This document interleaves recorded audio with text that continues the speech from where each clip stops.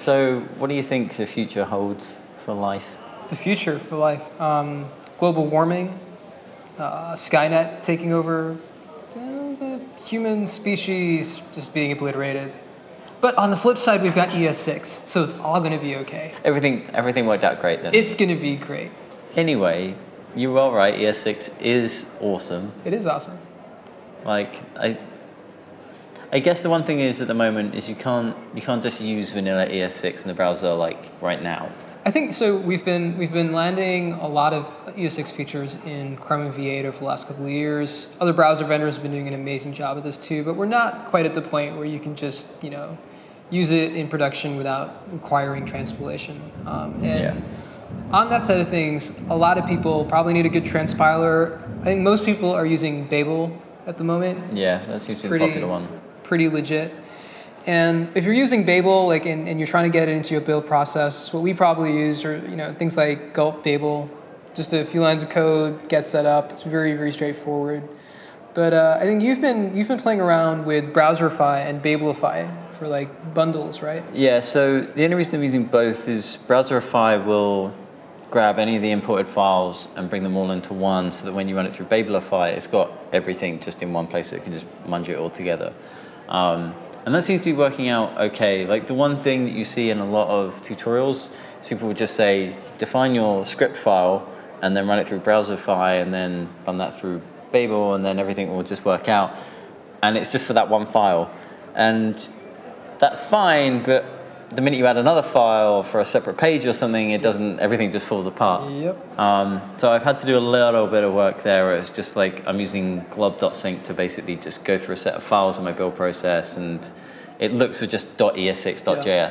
And those files will then get run through Browserify, and then once it goes through Browserify, it gets fed through Babelify, and then it creates the files. That's legit. So I've got a nice little workflow going right now so that I can just write ES6 and then everything's ready for the server in ES5. Good to go. Cool. So the first step is transpilation. We've also got, so one thing we need to do usually is both lint our code and style check it. Mm-hmm. Now what I've been mostly using for this stuff is, I've used JS hint pretty heavily in the past for code linting, and JSCS for code style checking. And JSCS 2.0 now supports Babel, so you can style check your code. It also has a number of ES6 only features, which are kind of nice, ES6 only rules. So let's say I've got some code that's using string concatenation. I can actually add a rule to my JSCS config and say, well, I want that code to be using template strings instead, and then throw a little exception and say, you should be using template strings. Nice. So if you wanted to do things in this case you could use the fat arrow function,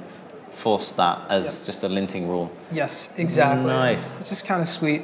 On the linting side of things, there are a few people that have been switching over to using ESLint. So ESLint is a tool by Nicholas Zakis that tries to combine some of the features you'd find in JSCS and JS hint, but it's a little bit, one could argue it's a little bit more future facing, tries to support ES6 a little bit better. I still personally use JS hint and JSCS. But ESLint is really solid. It's an option a bunch of people are using, so It's worth checking out too. Yeah, I've still just stuck to JSInt and JSCS largely because that's what I'm used to. The only thing I had to do was add in the ESNext true into JSInt RC and JSCS RC files. So yeah, ESNext true, and then all the linting rules just started working. Everything that it was complaining about suddenly just went away, and it's oh, okay, we're using a class. That's fine. There you go. Yeah. But yeah. That has basically been my setup process, which has actually been fairly simple once I got it all set up. The major feature that I'm just in love with is the fact that you can have a file with a function or a class, and you just basically define an export, saying this function or this class is allowed to be exported and imported by another class. Mm-hmm. And that alone, I've just fallen in love with. Just everything to do with ES6 modules is fantastic. Ability to import, which means you can then extend one of your classes with the other one, and then just all the boilerplate for this.prototype. Yeah. Just getting rid of all of that and just defining a function. My code, I'm so much happier with how much cleaner it looks, and because I come from a bit of a Java background, this is just so super friendly to me. It's insane.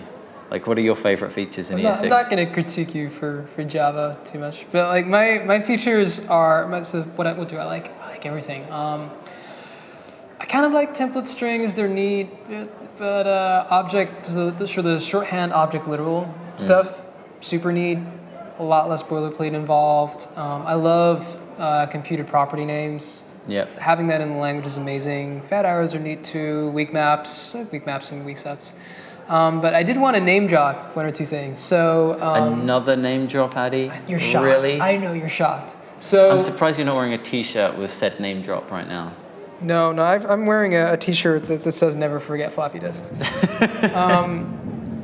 Never forget. So I put together a repo called ES6 Tools that tries to summarize the whole landscape of tooling for ES6, ES 2015, whatever you want to call it. Yeah. Tries to capture like stuff that you need for grunts and gulp and all the polyfills you need and all that other fun stuff. So it's kind of like, depending on what your setup is, you could go to this and it would just list down all the things that apply to you right there and then. That's the idea. Nice. But I also wanted to mention, so there's two really good books that are free to read online if people want to learn more about ES6.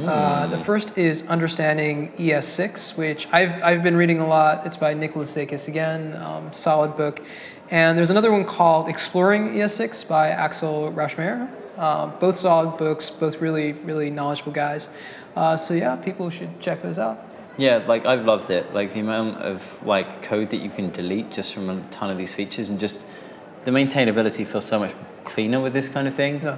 Absolutely love it. For me, I think everyone should be checking out ES6 and just playing around with it. Like I said, for me, like it just makes everything much more like Java, which I love. What? No, we're taking ES6 away from you. You're just no more Babel for Matt.